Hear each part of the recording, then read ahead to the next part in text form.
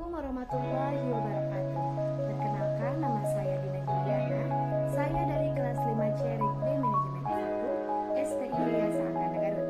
Di sini saya akan menjelaskan sedikit mengenai goal programming atau yang sering kita sebut pemrograman tujuan.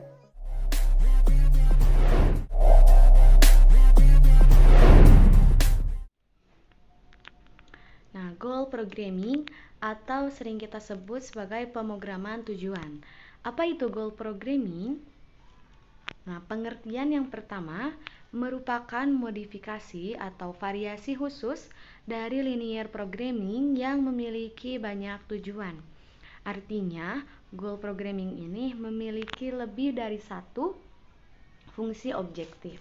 Kemudian digunakan dalam pengambilan suatu keputusan yang melibatkan lebih dari satu tujuan untuk mencapai tujuan suatu perusahaan. Dan yang terakhir ada goal programming terlebih dahulu menentukan hierarki prioritas. Hal ini bertujuan untuk meminimalkan deviasi-deviasi yang akan terjadi atau penyimpangan-penyimpangan yang akan terjadi ketika proses mencapai tujuan. Contohnya seperti ini. Seorang manajer nanti harus mengambil keputusan untuk apa? Untuk memutuskan dan menentukan urutan prioritas. Jadi fungsi objektif yang lebih dari satu itu nanti akan diurutkan berdasarkan kepentingannya. Jadi ada dasarnya mengapa hal itu dijadikan sebagai prioritas. Kemudian jika sudah terbentuk urutan prioritasnya, fungsi objektif tadi itu harus dipenuhi dengan sebaik-baiknya. Karena di setiap kegagalan itu akan menjadi suatu kerugian atau sebuah kerugian untuk perusahaan, di mana kerugian itu bisa berbentuk uang ataupun dalam bentuk apapun. Nah, di bawah ini ada pengertian goal programming menurut Cooper.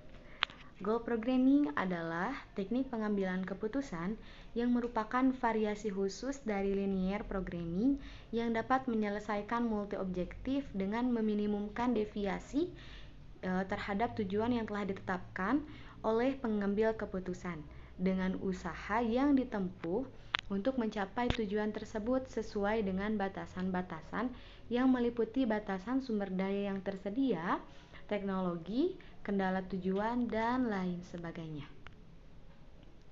Tujuan goal programming. Tujuannya itu untuk meminimalisi deviasi. Deviasi itu penyimpangan-penyimpangan terhadap tujuan-tujuan yang telah ditetapkan oleh pengambil keputusan untuk mencapai tujuan tersebut. Nah, apa yang membedakan antara linear programming dan goal programming?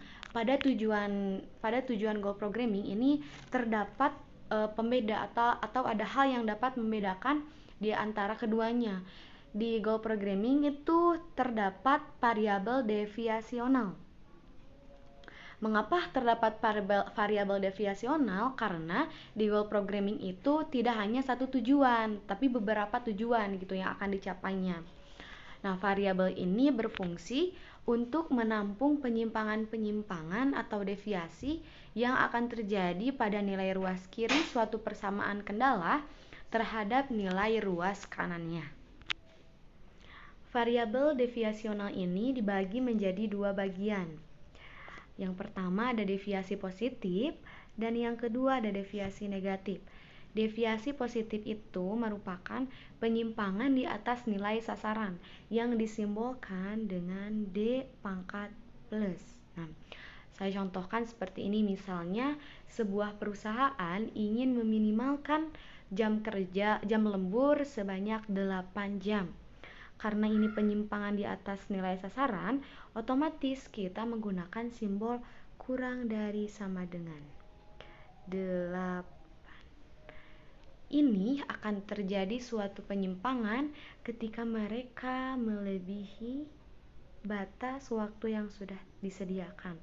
Berarti akan menjadi sebuah penyimpangan jika mereka melebihi 8 jam. 8 jam seperti itu.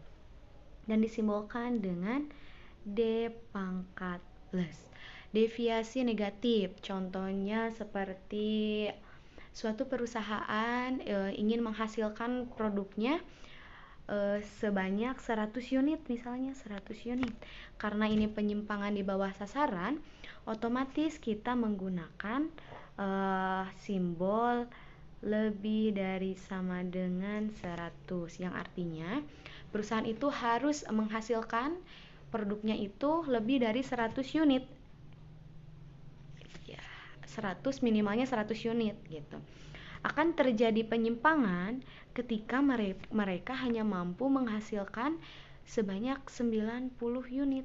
Artinya itu kurang dari 100 unit. Nah, itu merupakan contoh penyimpangan di bawah sasaran. Jadi yang intinya untuk deviasi positif itu adalah penyimpangan yang melebihi batas gitu, melebihi batas yang sudah ditentukan. Kalau deviasi negatif itu kasusnya kurang atau tidak mencapai batas yang sudah ditentukan. Mungkin sekian yang bisa saya sampaikan. Terima kasih atas perhatiannya. Mohon maaf bila ada kesalahan dalam berkata ataupun dalam mempresentasikan materi kali ini. Mohon maaf. Terima kasih. Wassalamualaikum warahmatullahi wabarakatuh.